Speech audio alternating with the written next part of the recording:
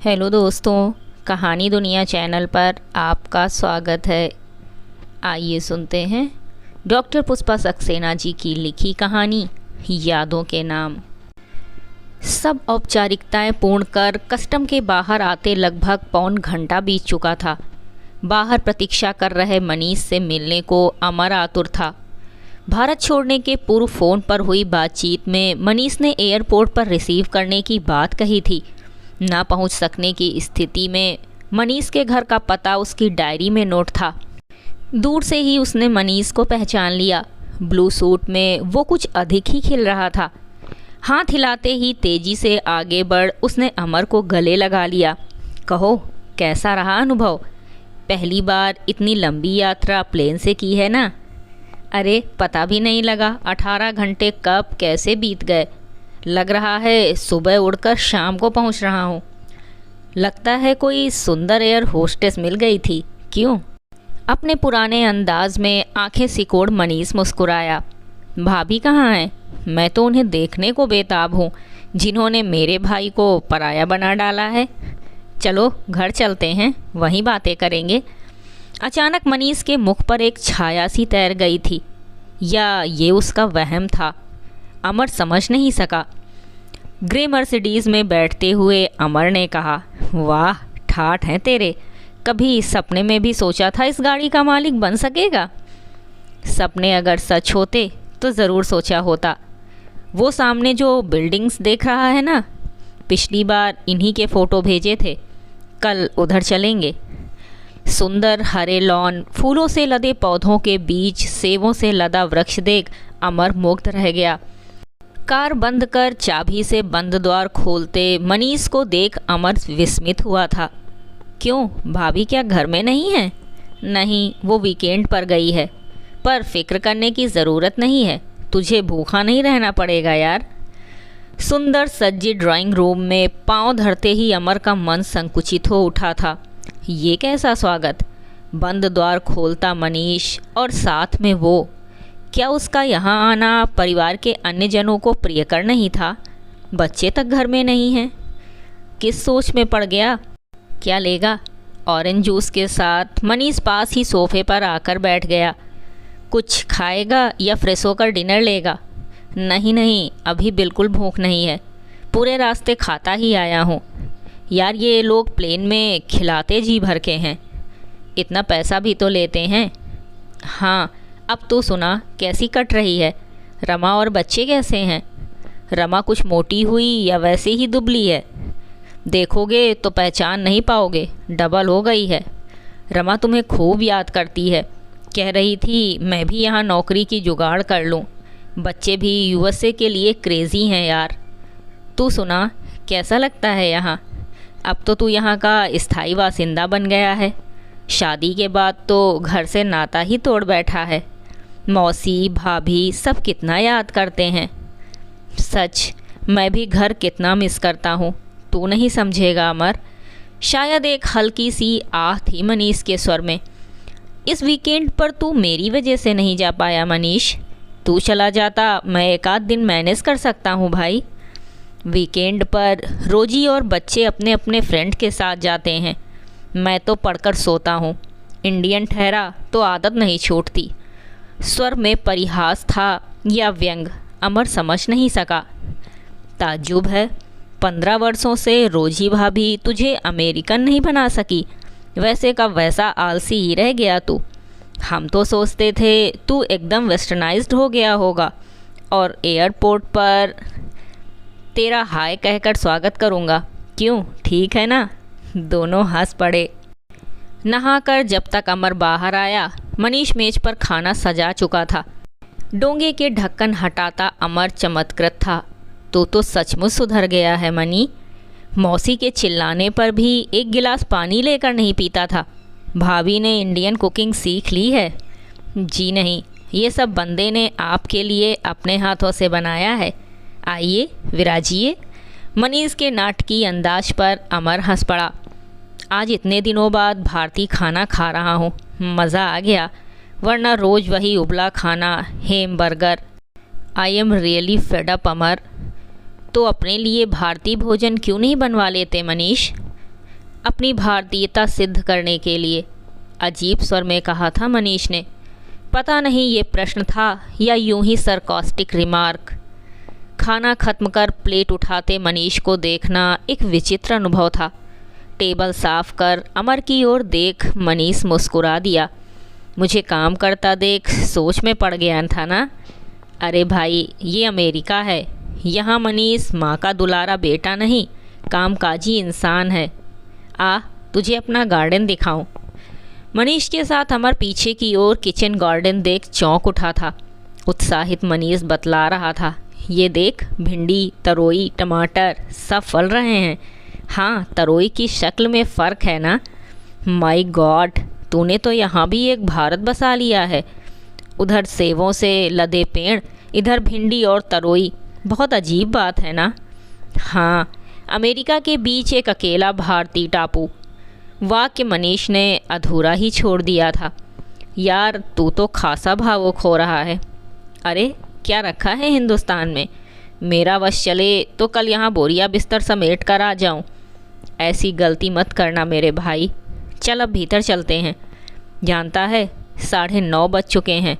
गर्मियों में यहाँ रात 10 बजे तक ऐसा ही उजाला रहता है। कुछ दिन तुझे जेट लैगिंग रहेगी। हाँ, ट्रेनिंग कब से शुरू है तेरी? इसी सोमवार से। सुबह 9 बजे रिपोर्ट करना होगा।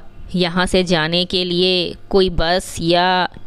भाई मेरे, लखनऊ छोड़े तुझे कम से कम 4 साल तो हो गए होंगे, पर तेरा तकल्लुफ़ी स्वभाव नहीं छूटा, वैसे का वैसा ही रहा। अरे भाई, ऑफिस जाते हुए तुझे ड्रॉप कर दूँगा। अभी तो चल कर आराम कर। कल रविवार है, मैनहट्टन की ओर चलेंगे। ठीक? ओके। अमर भी मुक्त हंसी हंस दिया। दूसरे दिन अमर जब तक सोकर उठा, मनीष ब्रेकफास्ट तैयार कर उसके उठने का इंतज़ार कर रहा था। तू तो खूब घोड़े बेच कर सोया। मैं तो सोच रहा था शायद पहले दिन ठीक से सो नहीं पाएगा। इतने आरामदेह बिस्तर पर नींद ना आए। वो चाय भी तैयार है। मनी, मौसी अगर तेरा ये रूप देख लें तो सच मान धन्य हो जाएंगी। अब बातें बनाना बंद कर, जल्दी से तैयार हो जा। स्टैचू ऑफ लिबर्टी चलना है ना। सॉरी, बस 10 मिनट में तैयार हुआ। अमर बिस्तर से उठ गया। छुट्टी होने के कारण मानो पूरा न्यूयॉर्क सागर तट पर उमड़ आया था। मस्ती में वाद्य बजाते वादकों के पास भीड़ जमा थी। पार्क में बच्चों की किलकारियां गूंज रही थीं और वृद्ध पेड़ तले आराम कर रहे थे। ठेलों पर ठंडे पेय और ढेर सारी खाने की चीज़ें देख अमर ने कहा, यार, यहाँ तो लगता है किसी भारतीय मेले में आ गए हैं। बस लोगों की चमड़ी का रंग अलग है। और भी बहुत अलग है अमर। वहाँ मेलों में अपनापन होता है, यहाँ अपने भी अपने नहीं होते। नहीं समझ पाए ना? चलो स्टीमर के लिए क्यू में लग जाएं, वरना अपना नंबर ही नहीं आएगा। लगभग आधे घंटे लाइन में लगने के बाद दोनों स्टीमर में बैठे थे। सागर के बीच स्वतंत्रता की प्रतीक स्टैचू ऑफ लिबर्टी देख अमर मुग्ध हो गया था। पूरे दिन घूमकर दोनों थक गए थे। मैनहट्टन की गगनचुंबी इमारतों के मध्य सड़क से कितना सीमित आकाश दिखता है। यार मनीष, यहाँ काम करने वालों का दम नहीं घुटता। आकाश देखने को तरस जाए यहाँ इंसान। तभी तो भागते हैं खुले स्थानों पर। हर वीकेंड पर सागर तट, लेक्स के किनारे भीड़ देखेगा तब समझेगा।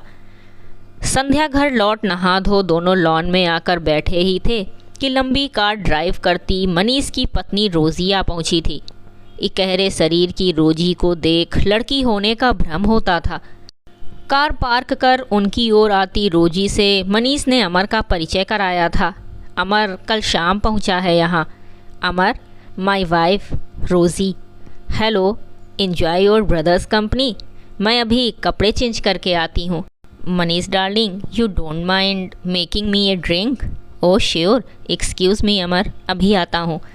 रोजी के पीछे मनीष ड्रिंक तैयार करने चला गया।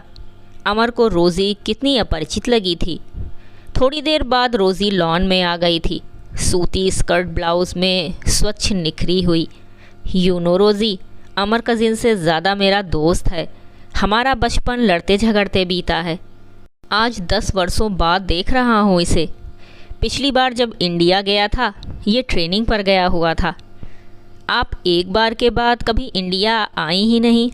सब आपको याद करते हैं। चाह कर भी रोज़ी के लिए अमर कोई संबोधन नहीं खोज सका था।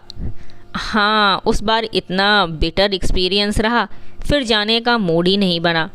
और जब बच्चे जॉन और मैरी तो इंडिया के नाम से ही डरते हैं। रोजी हंस दी थी। एक्चुअली मैं भी वहाँ मरते मरते बची थी ना मनीष डार्लिंग। हम वहाँ का खाना डाइजेस्ट नहीं कर सकते। मैंने बताया है रोज़, हमारी शादी के कारण भारी खाना बना था, पर माँ ने तो तुम्हारे लिए पानी तक उबाल कर दिया था। That was just a chance. शायद गर्मी की वजह से तुम। मनीष का अधूरा वाक्य छोड़ रोज़ी उठ गई थी। Excuse me, I need rest, थक गई हूँ। हाँ डार्लिंग, मैं क्लाइंट के साथ डिनर ले चुकी हूँ, तुम दोनों इंतज़ार मत करना। Have nice time, good night. न जाने क्यों अमर को लगा था मनीष के मुख पर एक काली छाया सी तैर गई थी। कुछ पलों के मौन को एक और कार की आवाज़ ने तोड़ा था। सामने सड़क पर रुकी कार से एक किशोर और एक लड़की उतरे थे। कार में उसके 2 और साथी थे। हाथ हिलाकर कार में बैठे साथियों को विदा दे लॉन में बैठे मनीष और अमर को अनदेखा कर जा रहे थे कि मनीष ने पुकारा, आनंद, मीरा, यहाँ आओ, meet your uncle from India. दोनों ने एक दूसरे की ओर देखा, मानो कोई सलाह की और संक्षिप्त हेलो कह घर की ओर मुड़ गए थे। अमर को याद आया, एक बार घर में आए मेहमानों को ठीक से नमस्ते न करने पर मौसी ने मनीष को कितना मारा था। यही सीखता है स्कूल में। अरे, बड़ों के पाँव छू आशीर्वाद लेने में कल्याण होता है। ऐसे अंग्रेजी स्कूल का क्या फ़ायदा जहाँ बच्चों को तमीज़ न सिखाई जाए। बच्चों के व्यवहार से कुछ खिसियाया सा मनीष स्पष्टीकरण दे रहा था। यू नो अमर, यहाँ बच्चे नए लोगों से जल्दी घुलते मिलते नहीं। अपने एज ग्रुप में वे स्वतंत्रता महसूस करते हैं। इनकी पार्टीज़ भी अलग होती हैं। चल हम भी डिनर लें, ये सब तो खाकर आए हैं। घर में सन्नाटा छा गया था। पत्नी बच्चे अपने अपने बेडरूम में बंद हो चुके थे। सन्नाटे को तोड़ने की ना इच्छा थी न शायद साहस। निःशब्द दोनों ने भोजन की औपचारिकता पूर्ण की थी। मनीष को अपने बेडरूम में सोने आया देख अमर चौंक उठा। ये क्या, तू अपने बेडरूम में सो, वरना रोज़ी भाभी नाराज़ होंगी। मैंने आकर तुम दोनों को अलग कर दिया है। वो तो अब तक गहरी नींद में होगी, 2 दिनों का स्ट्रेन था ना, कहता मनीष पास वाले पलंग पर पसर गया था। अब बता, लखनऊ में सब कैसे हैं? सच बहुत मिस करता हूँ वे दिन। क्या बात थी। तभी 10 वर्षों से सबको भुला बैठा है। आता क्यों नहीं? मौसी तो हर 30 त्यौहार पर तुम्हें याद कर लेती हैं। जानता हूँ अमर, माँ के प्रति अपराधी हूँ। वो कैसी हैं? कौन? किसकी बात पूछ रहा है? अनीता कहाँ है? क्या कर रही है? ओह, तो अनीता की याद है अभी जनाब को। वो बात क्या भूलने की है अमर, खूब मज़े में है। तुझे नहीं पता, शायद किसी ने लिखने की ज़रूरत नहीं समझी होगी। वो जो अपने साथ रोहित था ना, उसने अनीता से शादी की है। अनीता बड़ी किस्मत वाली है। तुझसे शादी होते ही तुझे अमेरिका का चांस मिल गया था और रोहित से शादी होते ही वो IAS में आ गया। अभी दिल्ली में नियुक्त है। यहाँ आने के समय उसने काफ़ी मदद की मेरी। शायद मनीष कुछ देर चुप रह गया था, फिर मानो एक ठंडी सांस लेकर कहा था, अच्छा, सचमुच वो किस्मत वाली है? एक बात बता, मेरी याद है उसे? तुम्हारी याद ना होगी ऐसा सोच सकते हो मनी? नहीं, मेरा मतलब बहुत नफ़रत करती होगी मेरे नाम से। इतने वर्ष बीत गए, तुम भूल पाए हो अनीता को? शुरू में शायद ऐसा लगा था अमर, पर अब तो हर नए दिन के साथ पुरानी यादें जीता हूँ। अच्छा बता, अनीता ने इतना आघात कैसे झेला था? सबके सामने हंसकर और अकेले में रोकर। गनीमत है उसने हिम्मत हार आत्महत्या या ऐसा कुछ नहीं सोचा, वरना उसके प्रति किए अपराध का ही दंड भोग रहा हूँ। दंड? धरती के स्वर्ग पर मजे लूट रहा है, इसे दंड मानता है मनी? तूने अनीता की वे रातें नहीं देखी जिनमें उसके अंतर का हाहाकार सिर पटक पछाड़ खाता था? दंड तो अनीता ने भुगता था मनीष, बिना अपराध। ना चाहते भी अमर का स्वर तिक्त हो उठा था। मनीष के मौन पर अमर ने पूछा था, तूने ऐसा क्यों किया मनीष? एक पत्नी के रहते दूसरा विवाह? अनीता में क्या कमी थी? उसे त्यागते जरा भी दुख नहीं हुआ था मनी? वर्षों से अंतर में दबा प्रश्न आज उभर आया था। कमी अनीता में नहीं, मुझ में थी अमर। अपने पर नियंत्रण खो यहाँ की धारा में तिनके सा बह गया था भाई। अनीता की याद तुम्हें नहीं रोक सकी मनी। उसके साथ 1 वर्ष दुख में तो नहीं काटा था तुमने? अब वही दिन तो मेरे एकाकी जीवन के साथी हैं अमर। लगता है भावुकता का सहारा ले तुम सबकी सहानुभूति पाना चाहते हो। शायद मैं तुम्हें माफ़ कर दूं, पर परिवार के अन्य जन तुम्हें शायद ही क्षमा कर सकें मनीष। मेरा दुर्भाग्य है अमर। पीएचडी करके जब आया था तब क्या सोचा था मैं यहाँ स्थायी रूप से बस जाऊँगा। अनीता से कहा था जल्दी ही उसे बुला लूँगा। उसके बिना यहाँ कैसे रह सकूँगा? सोच कर ही मन परेशान था। यहाँ नए परिवेश में अपने को अकेला पाता था। रोज़ी भी मेरी ही तरह विभाग में टीचर असिस्टेंट थी। हम एक ही कमरे में साथ बैठते थे। बहुत जीवंत है, हंसमुख, खुले दिल की लड़की थी रोज़ी। मुझे उदास देख अपनी बातों से गुदगुदा जाती थी। अपने विषय में सब बता चुका था मैं उसे। और यहाँ की लड़कियों को तो तुम देखोगे खुली किताब सदृश होती हैं, उन्मुक्त मन से मिलती हैं। वीकेंड में रोजी के साथ कभी पिकनिक, कभी शहर के बाद टूरिस्ट स्थान देखने जाते थे। एक दिन अनजाने ही सब सीमाएं हम लांघ गए थे। बस उसके बाद तो लगा रोजी के सिवा कुछ नहीं। जीवन निस्सार है। रोजी ने भी कुछ ऐसा ही महसूस किया था अमर। उसके बाद की कहानी तो तुम जानते ही हो। यही वजह थी मैंने अनीता को मुक्त कर दिया था। क्या तेरे यूँ मुक्त करने से अनीता मुक्त हो गई? अपमान के साथ नकारा गया उसका अस्तित्व। तू तो सोच भी नहीं सकता मनी। जीवित रह अनीता ने कितनी मौतें झेली थीं। खैर, इतनी तो इंसानियत बरती तूने, उस पर कोई दोष नहीं लगाया। मैं तो रोहित के साहस की सराहना करता हूँ। कितना दब्बू सा दिखता था वो लड़का, पर उसने जो किया मैं करने का साहस नहीं कर सकता। अचानक अमर चुप हो गया था। अच्छा हुआ अनीता ने दूसरा विवाह कर लिया। हल्की सी सांस निकली थी मनीष के मुख से। शायद तुम्हारे अहम को चोट पहुंची होगी उसके विवाह से। तुम्हें आजीवन देवता सदृश पूजती, विवाह न करती तो अच्छा था। मैंने कब ऐसा कहा? हाँ, शायद तब दूसरा रास्ता होता मेरे पास। मनीष का स्वर आहत था। दूसरा रास्ता? हाँ, वापस भारत जाने का विकल्प। तू वापस भारत जाता? ये वैभव, घर परिवार त्याग कर? कोहनी के बल उठ अमर ने दृष्टि मनीष के मुख पर गड़ा दी थी। ये सब तो एक इंडियन बास्टर्ड का है। मनीष का स्वर उत्तेजित था। क्या बकते हो? दिमाग तो ठीक है? मनीष के अचानक आक्रोश पर अमर चौंक उठा। क्यों, देखा नहीं? पत्नी, बच्चे सब अमेरिकन हैं। इस धरती पर जन्मे जेनुइन नागरिक, और मैं एक अनसिविलाइज्ड कंट्री की देन जो इन धरती वालों का हक छीनता है। तुम आराम करो मनीष, मैं रोजी भाभी को बुलाता हूँ। कौन भाभी? किसकी भाभी? देखा नहीं? वो अभी अपने फ्रेंड्स के साथ वीकेंड मनाकर लौटी है। इस समय नशे में बेसुध सो रही है। मैं उसका पति नहीं, कंपेनियन हूँ, समझे? यहाँ भावनाएं नहीं चलती, प्रैक्टिकल होना पड़ता है। और इतने वर्षों बाद भी प्रैक्टिकल नहीं बन सका। ठेठ भारतीय पति की तरह रोजी से वही अपेक्षा रखता हूँ जो अनीता से रखता था। तुम्हारे बच्चे तो बहुत प्यारे हैं मनीष, इन्हें लेकर भारत क्यों नहीं आते? वहाँ सबका स्नेह, अपनापन पाकर यहाँ का जीवन भूल जाएंगे। यहाँ तो परिवेश ही दूसरा है। वे बेचारे हमारी संस्कृति क्या जाने। उन्हें भारत लाऊं, उसके लिए मैंने बहुत देर कर दी अमर। जानता हूँ, कुछ महीनों पहले ही मैं जान सका मेरी इस घर में कहाँ जगह है। हम एक पार्टी में गए थे। मेरे बच्चों ने अपने फ्रेंड्स से अपनी मम्मी को इंट्रोड्यूस कराया और साथ खड़ा मैं अनदेखा कर दिया गया।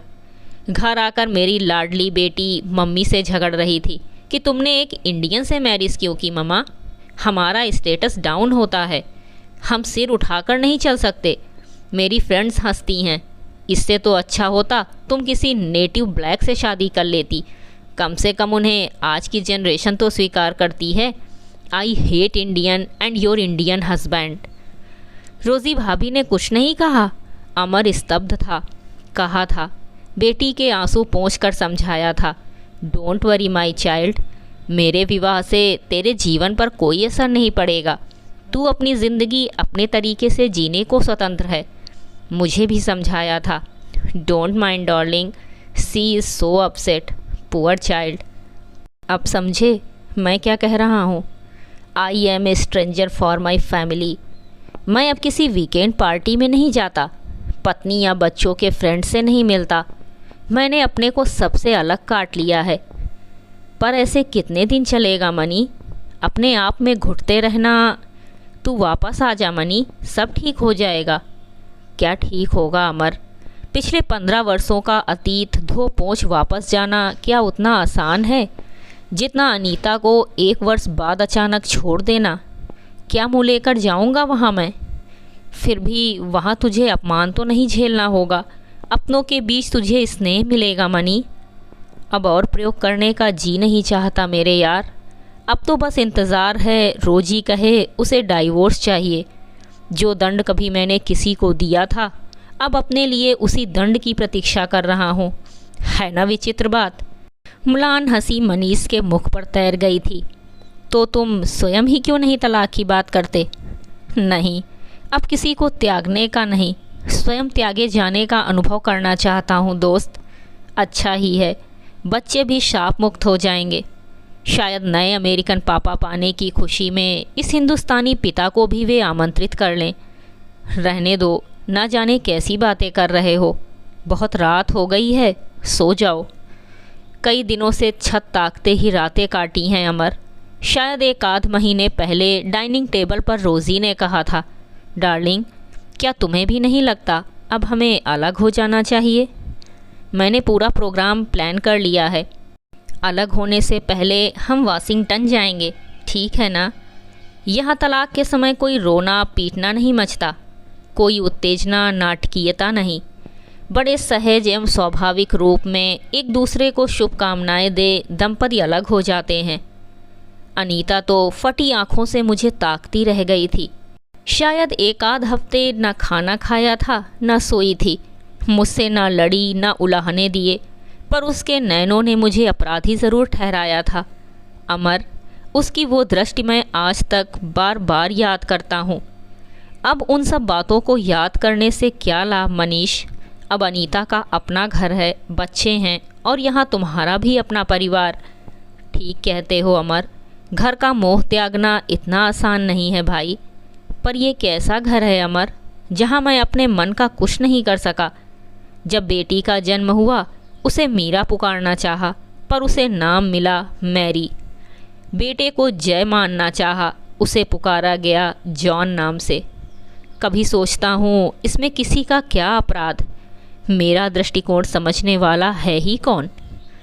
तुझे सुनकर शायद आश्चर्य होगा मनीष, अनीता ने अपने बच्चों के नाम मीरा और जय रखे हैं। बस एक बेटा और एक बेटी है अनीता की। क्या कभी तुम दोनों ने नामों के विषय में कोई निर्णय लिया था? मनीष के मुख को देख अमर डर गया था। मैं तुम्हें हर्ट नहीं करना चाहता मनी, बस तुम्हारी बात सुनकर मैं कुछ कह गया। I am extremely sorry money. तू सच कह रहा है अमर। उत्साहित मनीष उठकर बैठ गया था। अनीता ने मीरा और जय नाम रखे, इसका मतलब है उसे मेरी याद है, वो मुझे नहीं भूली अमर। ओ माई गॉड, ये क्या किया?